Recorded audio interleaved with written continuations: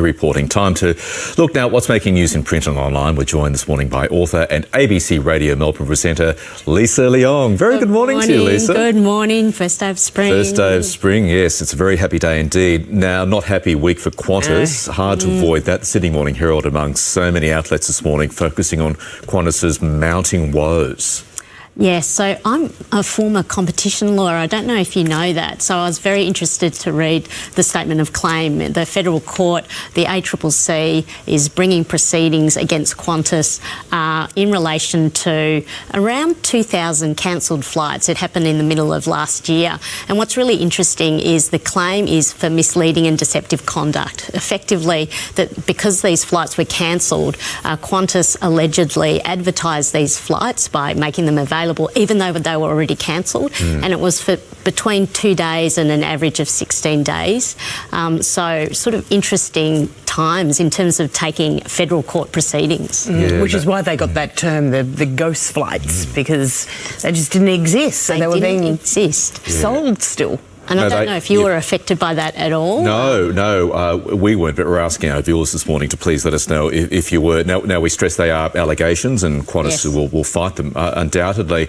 But you're a woman with many talents. I didn't know about your competition law background. I know. On face value, though, the allegations are very serious. They're very serious, and the ACCC was saying that they receive a lot of claims, a lot of criticisms about Qantas, and in fact they said last year they received more criticisms and complaints about Qantas than any other business. So in a way, this investigation then leading to these federal court proceedings is sort of the next step, looking into, well, what was really happening. Now, it was a confusing time, of course. Yes, and that is what Qantas says. It says exactly. It was a very but on that, the ACCC says it also looked at Virgin for that period, and there were not similar allegations and situations against Virgin for that same period. And so what we're looking at is all of these sort of claims, all of these complaints, looking them at cases and then seeing whether or not it stacks up. So looking at this. So it's a really interesting federal court proceeding to follow.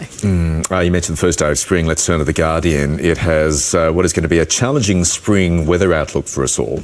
Yeah, so you may have noticed that winter, we didn't get as much rain as we usually do, just a little bit of rain. And so what that means is this spring is going to be dry as well. We're not really calling it El Niño yet. However, it looks like summer's going to be a really dry one. So what we're doing is we're encouraging people to start preparing now. So it's time to do the spring clean, to clear out your gutters, to actually clear out the things around your homes as well, just to prepare ourselves for a dry summer as well, as spring. We're going to be talking about to the Bureau of Meteorology a little bit later in the program just to get a few more details. But gee, looking at these pictures here would certainly be triggering for a lot of people who live through the big bushfires. And that's why we say be prepared, and as emergency broadcasters we're preparing as well, so making sure that we do everything that we can to get ready for the summer that we have ahead of us. Very good point. Big important time for all of our ABC Radio colleagues. You do fantastic work on that front. Just coming off the back of our chat with Joe earlier, spring is a challenging time for people with allergies. Does that affect you at all? I used to get really bad allergies, and so I've been sort of preparing myself. Did you know that apparently because I ate too much cheese, I used to eat a lot of cheese, and I don't think I'm very good with dairy, and so I went to a doctor, and the doctor said, don't eat, all this cheese that you've been eating. Definitely don't eat cheese as a main meal. So I started cutting back on cheese, and I said, what about goat's cheese? And the doctor said, no, that's still cheese. And I said, but what about hard cheese? And the doctor said, that's still cheese as well. So when I feel really allergic, I actually cut back on the cheese, and then it helps me. But I'm sure there's other... Well, it helps me. Oh, yeah, no, that's fine. Yeah. When people get your own medical advice, all those different cheeses. What's the most solitary cheese? Do you know? No. Provolone. Oh, Michael. Where do they come from? There should be a... Yeah, you need your own book. Do you have a book of jokes? Oh, don't put the idea in his mind.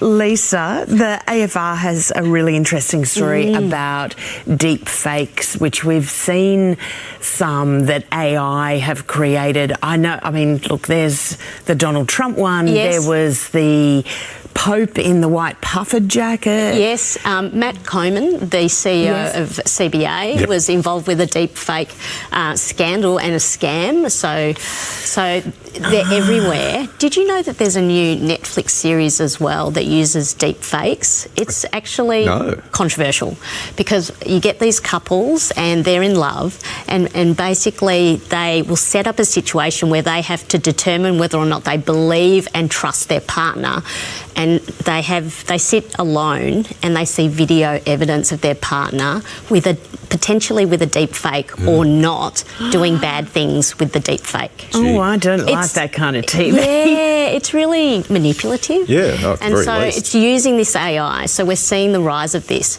So what's been introduced by Google is like a watermark that actually says, this is not the real Lisa Leong. This is a deep fake.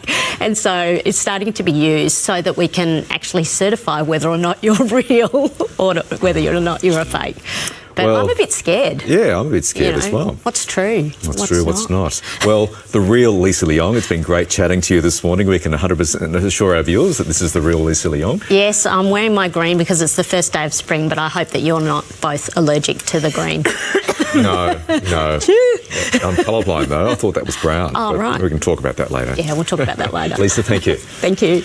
Now, farmers will need to produce 70% more food